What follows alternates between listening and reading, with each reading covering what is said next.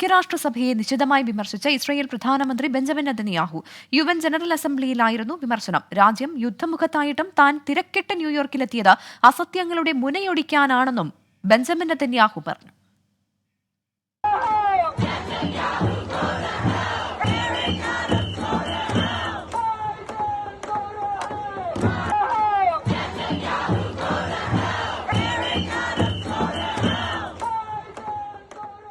Because the terrorist war criminal Benjamin Netanyahu addressed the United Nations this morning, and we're here to protest that, essentially, that the United Nations would even dare to have this war criminal give him a platform, which is absolutely sickening. And Netanyahu also saying that they had a threat for more than 1 year from Iran. They were waiting, and now it's enough is enough. That's the reason they are striking back. I mean, it's just complete bullshit. I mean, they can try to create an enemy out of any country or any person that doesn't agree with their genocide.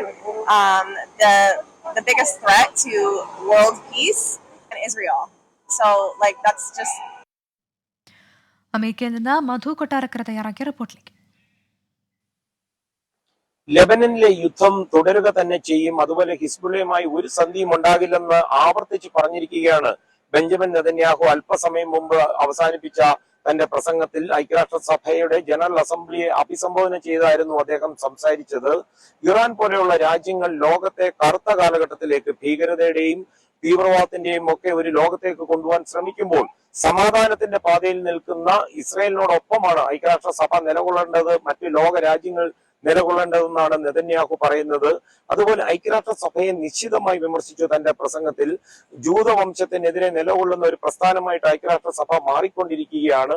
ഐക്യരാഷ്ട്രസഭ തീർച്ചയായിട്ടും സമാധാനത്തിന്റെ പാതയിൽ നിൽക്കുന്ന ഇസ്രയേലിനോടൊപ്പമാണ് നിൽക്കേണ്ടതെന്നാണ് Netanyahu പറയുന്നത്.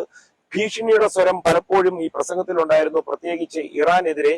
ഇറാന്റെ ഏത് സ്ഥലത്തും ഇസ്രായേലിന്റെ ആയുധം എത്തുമെന്ന് കരുതിക്കൊള്ളുവാൻ നെതന്യാഹു പറഞ്ഞു. ഇറാന്റെ മാത്രമല്ല, പശ്ചിമേഷ്യയിലെ എവിടെയും ആയുധങ്ങൾ ഉപയോഗിച്ച് ആക്രമിക്കാനുള്ള ശേഷി ഇസ്രായേലിനുണ്ടെന്ന് അദ്ദേഹം ഓർമ്മപ്പെടുത്തുകയും ചെയ്തു. ഹിസ്ബുള്ളയെ ആയിട്ടുള്ള ഈ പ്രശ്നങ്ങൾ ഏതാണ്ട് ഒരു വർഷമായിട്ട് ഇറാൻ സഹിക്കുകയാണ് അവരുടെ ഭീഷണികൾ. ഒരു വർഷം കഴിഞ്ഞപ്പോഴാണ് ഇതിന് ഒരു തീരുമാനമുണ്ടാക്കണമെന്നുള്ള രീതിയിൽ ഇപ്പോൾ ഈ യുദ്ധം ആരംഭിച്ചിരിക്കുന്നത്. തന്നെയുമല്ല, ഗസയിലെ കാര്യവും നെതന്യാഹു പറയുന്നത് അവിടെ മാനുഷിക സഹായം എത്തിക്കുമ്പോൾ ആ സഹായങ്ങളും അത്തരം സാധനങ്ങളും ഒക്കെ മോഷ്ടിച്ച് മറ്റ് വിപണിയിൽ വിറ്റ് ആ കാശ് കൊണ്ട് തീവ്രവാദത്തിനുള്ള ആയുധങ്ങൾ വാങ്ങിക്കുവാനാണ് ഹമാസ് ശ്രമിക്കുന്നത്. ഹമാസിന്റെ ഏതാണ്ട് 40,000-ഓളം പേരിൽ പകുതിയോളം പേർ കൊല്ലപ്പെട്ടു കഴിഞ്ഞുവെന്നും നെതന്യാഹു പറഞ്ഞു. നെതന്യാഹുവിന്റെ പ്രസംഗം നടക്കുമ്പോൾ ഐക്യരാഷ്ട്രസഭയുടെ പുറത്ത് നെതന്യാഹുവിനെതിരെ വലിയ പ്രതിഷേധം നടക്കുന്നുണ്ടായിരുന്നു. നെതന്യാഹു ഗോ ബാക്ക് എന്ന് പറഞ്ഞ മുദ്രാവാക്യങ്ങളുമായിട്ടൊക്കെ വലിയൊരു ജനസംഘം തന്നെ ഐക്യരാഷ്ട്രസഭയുടെ മുമ്പിൽ ധരിച്ചുകൂടിയിട്ടുണ്ടായിരുന്നു.